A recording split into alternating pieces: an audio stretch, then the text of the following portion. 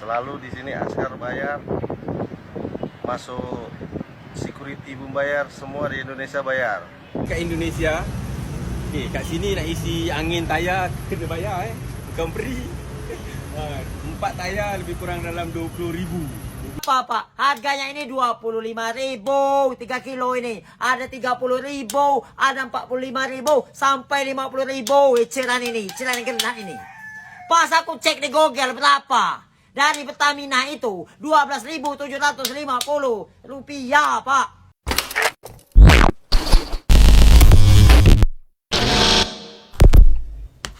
Hai, halo geng, assalamualaikum warahmatullahi wabarakatuh. Berjumpa kembali dengan saya Zainal Story. Sebelum video ini saya mulai, gimana kabarnya kalian semua? Semoga semua yang menonton video ini baik-baik saja, dimurahkan rezekinya, selalu berpikiran yang positif dan dijauhkan dari mara bahaya oleh Tuhan Yang Maha Esa. Baik geng, macam biasa saya akan mereaction video ini tentang pekerjaan geng, tentang pekerjaan orang Malaysia itu pelik dengan pekerjaan di Indonesia. Ternyata di Indonesia itu ada jual beli pekerjaan geng. Tapi sebelum itu geng, salah satu orang Malaysia geng yang berkomentar di kolom komentar saya, dan ini masih hangat geng, masih viral di Malaysia, dan komentarnya itu macam ini geng. Ini dari @azizas8387. Komentarnya macam ini.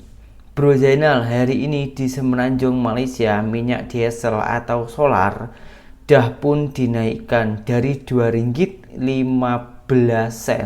kepada RM3.35. Memang naik drastis. Memang ada juga rakyat Malaysia yang tidak puas hati, tapi rata-rata rakyat Malaysia menerima disebabkan kerajaan Malaysia punya visi dan misi yang terbaik buat kami. Kerajaan dapat membantu rakyat dari hasil subsidi. Kabarnya dapat 4,1 bilion ringgit agar boleh memperbaiki sistem transportasi dan bantuan untuk rakyat yang memerlukan. Alasan kedua, agar subsidi itu tidak bocor ke Thailand dan Singapura. Tengok geng, harga minyak naik, tapi tak ada orang Malaysia itu yang demo besar-besaran macam di negara kita geng, di Indonesia. Hal ini kalau terjadi di negara saya, di Indonesia, pasti akan demo besar-besaran geng. Pasti tak terima. Kalau masalah tak terima, kurang puas hati, sebenarnya serupa. Di Malaysia pun juga ada yang tak puas hati, tapi tak sampai membuat kerusuhan-kerusuhan macam di negara kita geng. Kenapa warga Malaysia itu tak buat demo besar-besaran macam di negara kita? Sebab rata-rata warga Malaysia itu tahu tujuan pemerintahannya ataupun kerajaannya mau dibuat macam mana, seperti orang yang berkomentar tadi itu kan. Dan kerajaan di Malaysia sana atau pejabat-pejabat di Malaysia sana itu tak membesarkan perutnya sendiri geng, benar-benar memikirkan rakyatnya agar kedua-duanya ini boleh maju, antara rakyat dan pemimpinnya itu biar pro gitu geng, biar dan saling memahami. Itu yang membuat saya salut geng. Dan kalau harga minyak turun, itu orang Malaysia itu sangatlah bersyukur. Oh, berarti program yang telah direncana oleh pemerintah ataupun kerajaan Malaysia itu berhasil, maka dari itu minyak itu diturunkan lagi. Tapi kalau di negara saya geng, kalau harga naik, janji yang bersubsidi ya geng, entah itu minyak kendaraan ataupun minyak goreng dan lain-lainnya, itu kalau naik pasti viral geng, pasti viral dan pasti berdemo besar-besaran. Macam kemarin itu harga beras naik, tapi kalau sudah turun itu senyap, macam kurang bersyukur sebagian geng, bukan semua, karena Indonesia ini sangatlah luas sekali. Nah, itulah yang pemikiran orang Malaysia. Ini yang harus kita pakai geng. Itu menurut saya bagus dan menurut saya baik karena saling mensupport.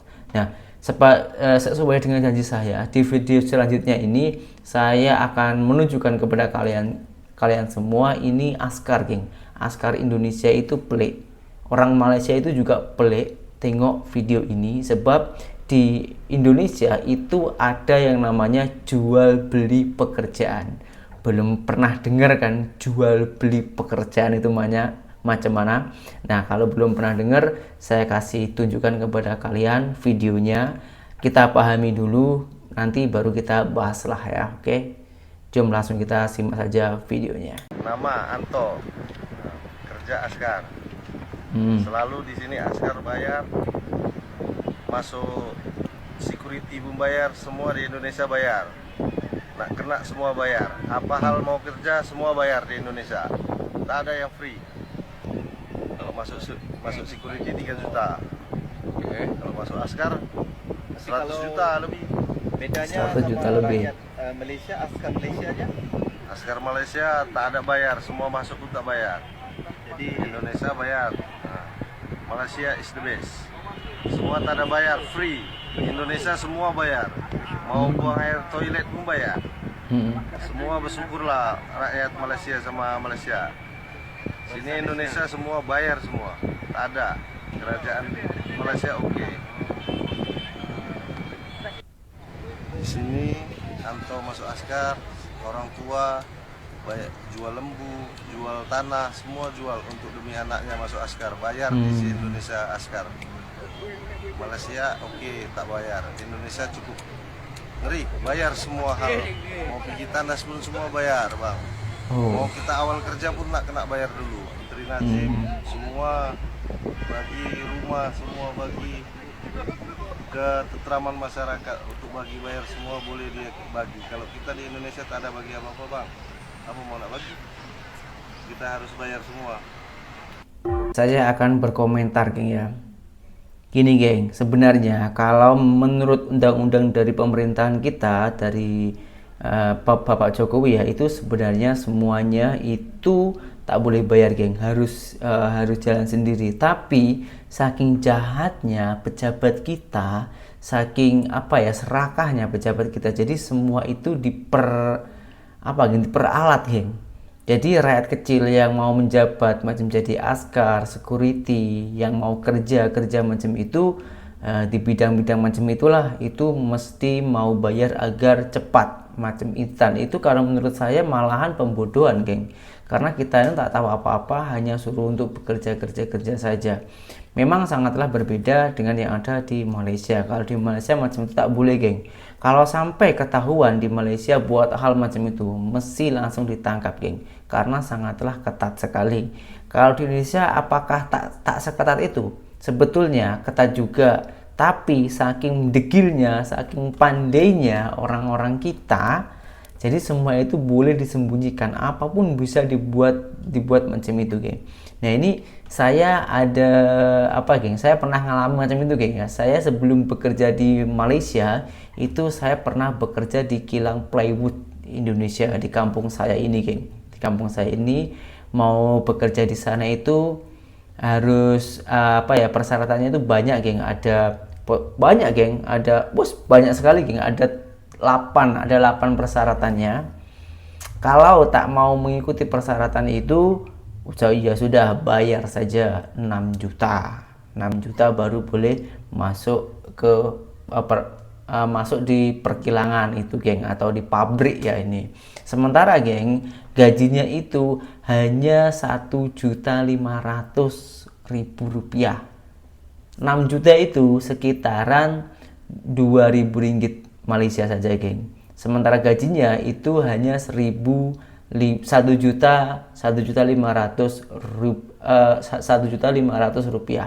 rupiah. Itu kalau dibuatkan ringgit, geng, itu lebih kurang 450 dekat 500 ringgit Malaysia saja, geng. Itu pun harus nyogok dulu, geng. Kalau tak nyogok itu susah.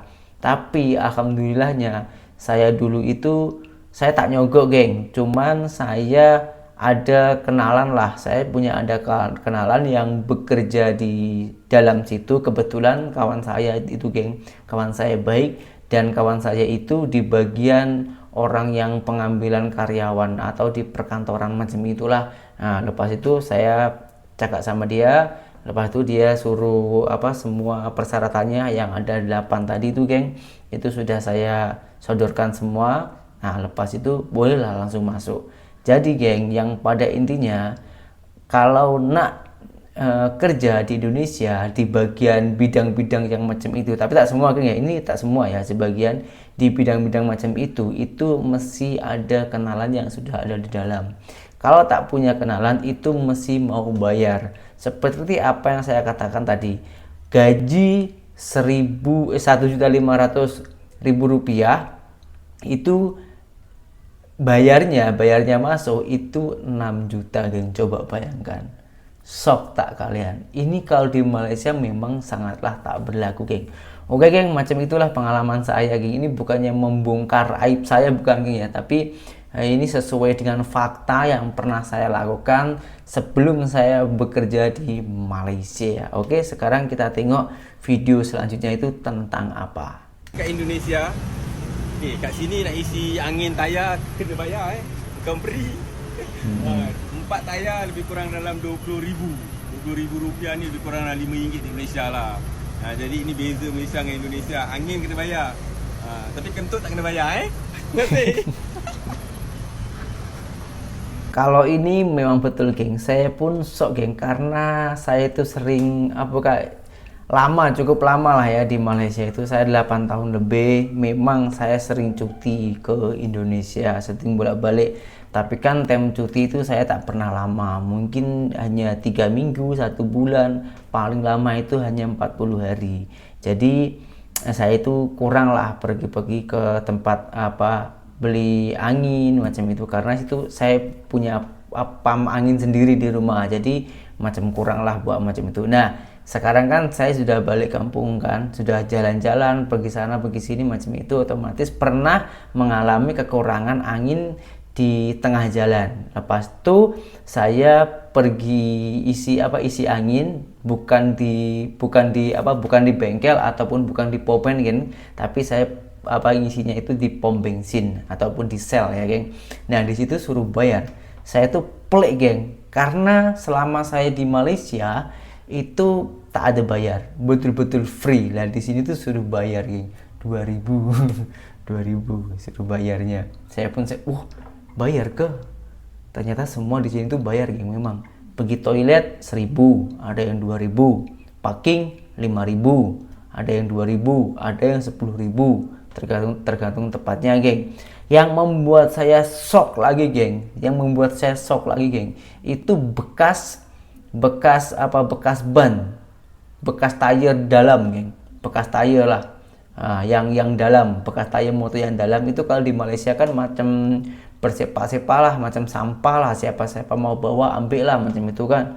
Karena saya itu bekerja di persawitan, di perkebunan geng, di Malaysia itu kan, jadi saya sering sangat mengambil atau meminta bekas tayar motor yang dalam saya untuk ikat di pipe itu kan. Nah di Indonesia setelah saya pulang itu geng, ini belum lama kejadiannya, baru berapa hari aja. Nah itu saya membutuhkan bekas tayar dalam itu geng. Lepas itu saya pergi ke Foreman, saya rencana dari rumah itu mau bawa banyak, minimal 5 lah kan. Lepas itu saya ambil 2 bang ya. Lepas itu saya cakap berapa, saya tahu kan di Indonesia ini semuanya bayar, jadi saya itu tanya berapa bang satunya itu berapa geng, 5.000 rupiah geng, itu sekitaran hampir 2 ringgit Malaysia, bekas tayar saja geng. Memang macam itu kan. Ini saya pun juga bener-bener pelik. Lepas itu saya cerita sama istri saya kan, saya cakap di sini bayar lah. Di sini memang bayar kah? Saya cakap macam itu. Dia kata dari dulu memang bayar, kau ini macam mana? Kau ini sudah kebiasaan hidup di Malaysia yang semuanya free. Jangan pelik lah, jangan sok kalau di Indonesia itu memang macam ini. Itu memang realita geng. Tapi kita balikkan fakta geng. Sebaliknya, kalau kita ini benar-benar rajin, apapun boleh jadi uang juga di Indonesia. Macam pohon pisang itu boleh kita jual geng. Kita jual ke peternakan kambing ataupun lembu. itu buat fermentasi, boleh laku juga. Lepas itu pokok petik, pohon pepaya itu juga laku, itu satu pokoknya Rp25.000, geng. Laku juga itu untuk makan jangkrik. Jadi semua jadi geng, hidup di Indonesia ini kalau tak mau ikut kerja orang macam di perkilangan dan lain-lainnya, kita ini harus benar-benar kreatif, harus benar-benar tahu, geng. Harus kita tahu apa ya, geng, atau jaringan lah ya, jaringan. Kita harus tahu informasi dari luar, apa yang boleh dijual di tempat sekeliling kita ini, karena sebenarnya ini semuanya boleh dijual asalkan tahu apa ya, geng, arah penjualnya itu kemana gitu, geng. Oke, geng, sekarang video selanjutnya itu tentang apa, kita tengok dulu, geng. Woi, tolong Kementerian SDM, gas di tempat kami ini langka. Kemarin aja Pak, kami ini mau beli gas ini harus bawa KTP, bawa KK. Nggak sekalian aja bawa buku nikah, ijazah, sertifikat tanah.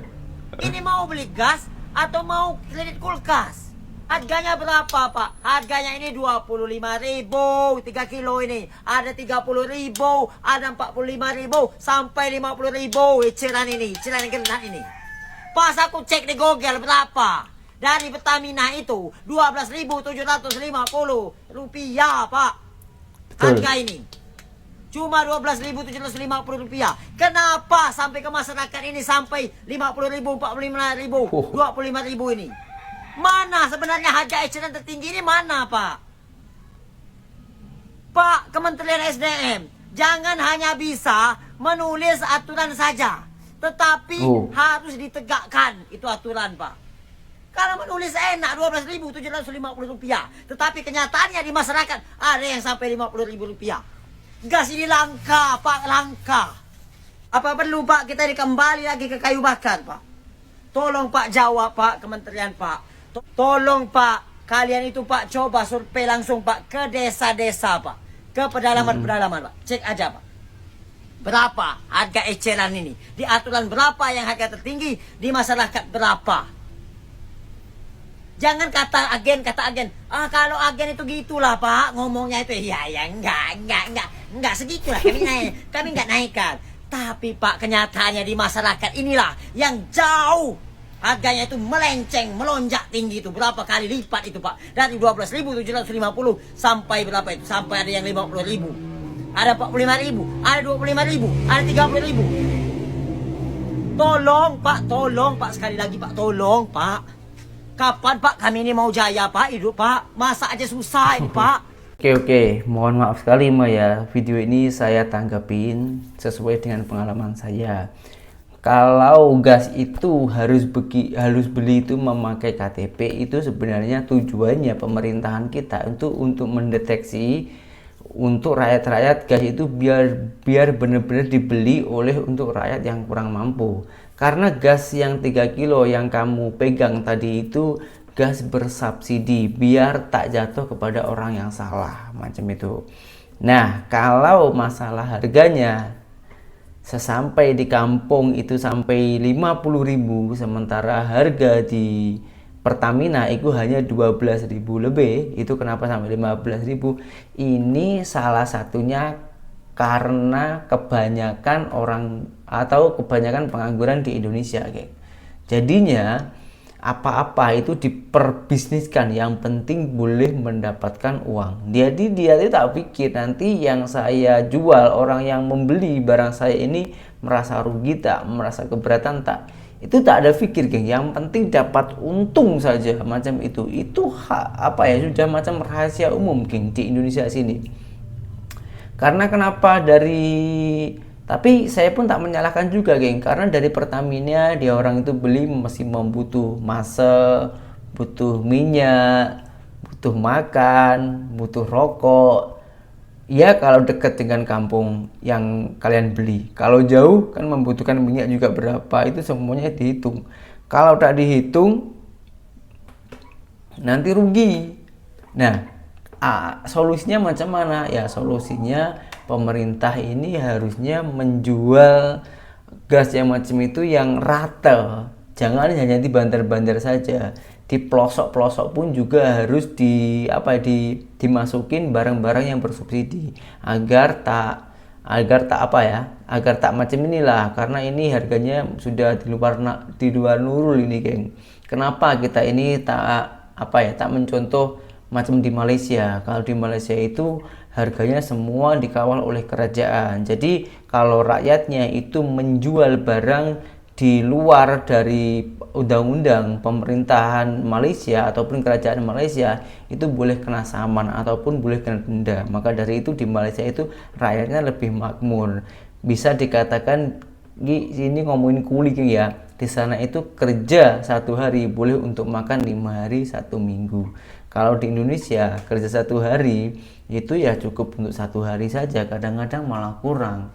Itu kan pelik kan, emang macam itu. Jadi geng, dengan semua video yang saya tayangkan ini bukan berarti saya ini menjatuhkan Indonesia, menjelek-jelekkan Indonesia lalu memuji dengan Malaysia, itu bukan. Saya itu melainkan membicarakan faktanya, geng, karena saya orang Indonesia, asli pribumi Indonesia yang pernah bekerja di Malaysia. Jadi setidaknya itu saya tahu perbedaan-perbedaan macam mana di Malaysia, dan sekarang saya sudah di Indonesia macam mana di Indonesia, dan sekarang saya sebarkan di media sosial agar tujuan saya kalau ada yang macam ini, macam Tongges itu, biar dilihat oleh pemerintahan kita agar diperbaiki. Bukan berarti saya menjatuhkan, agar Indonesia ini boleh memperbaiki ekonomi, pendidikan, dan pengobatan rakyat-rakyatnya. Itu karena itu yang paling penting bagi kami, Pak. Oke, saya Zainal Story, seorang mantan TKI Malaysia. Salam TKA sukses. Assalamualaikum warahmatullahi wabarakatuh. Apabila ada salah tutur kata saya mohon maaf yang sebanyak-banyaknya. Bye-bye.